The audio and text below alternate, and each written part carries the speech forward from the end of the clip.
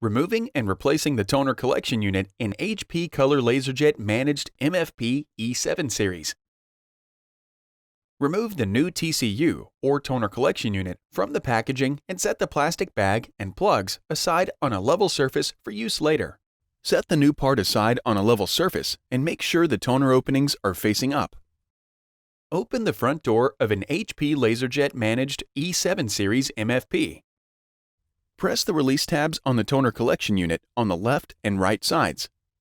Carefully remove the toner collection unit from the printer by grasping the carry handle on top and keeping it leveled to prevent toner from spilling out.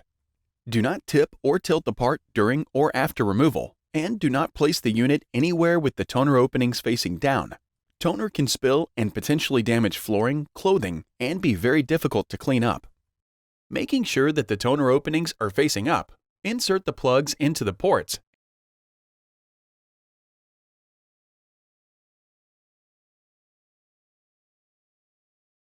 and then place the old toner collection unit inside the plastic bag. Seal the bag closed to prevent toner from leaking. HP recommends recycling the TCU where available. Carrying the part upright by the handle, slide the new toner collection unit into the printer. Press firmly on the unit until it locks in place.